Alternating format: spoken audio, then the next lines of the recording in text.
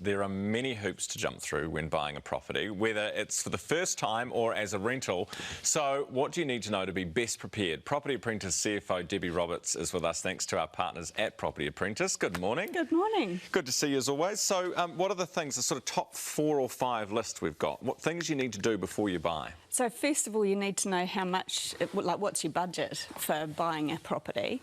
If you're looking at buying a home, I mean, I think there's no better time than to be house hunting at the moment, because the number of listings and, you know, potentially we're at the bottom of the market as well, or nearing the bottom.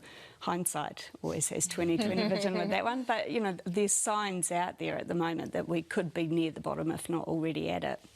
So I think it's a great time to be shopping, but get in touch with a mortgage advisor first to find out what your borrowing capacity is, and then work out whether you can actually afford to pay a mortgage of that amount. You know, if it's a rental property, you need to understand what the cash flow position is. So before you even put an offer in on a property that I'm talking about, you've got to take into account rates, insurance, repairs and maintenance, all of those sort of things that a lot of people just don't think about. Conveyancing costs when you purchase, you know, all of that stuff needs to be taken into account. Then when you find a property that you're interested in buying, there's more homework to do.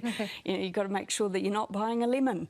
So, you know, get a building inspection done, and those cost money. You know, all of these things cost money as well. So you've got to make sure you've got all of that available in your budget. Totally. As well. If you're looking for a first home, do you advise people to first figure out what their budget is and on that basis decide where they can buy, or do you do the more tempting option and look at the place you want to live and try and somehow make it work by buying a smaller property or one that you can, you know, perhaps sell later, that kind of thing? Yeah, I mean, it depends on whereabouts in the country you are. You know, like if we look at Auckland, for example, Auckland house prices are expensive. So for a first home buyer in Auckland, their path on the property ladder could look quite different to someone who's buying in a small town New Zealand where prices are a lot more affordable.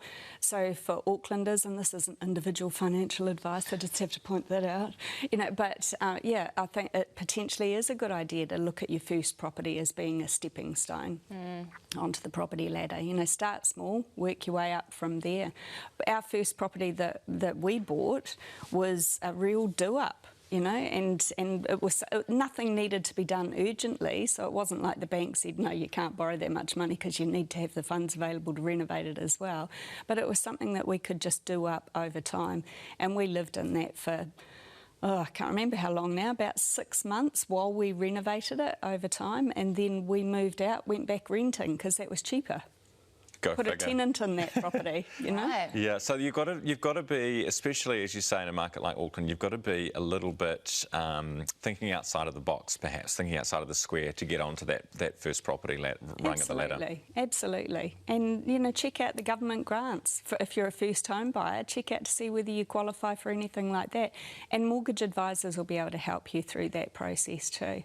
So there's lots of help out there. If you're looking at buying an investment property, learn about investing in property. Yeah. Don't just buy something and hope for the best, you know. There's a lot more involved than just buying a house. Do your sums, don't wing it. Debbie, thank you. Property Apprentice CFO Debbie Roberts with us this morning.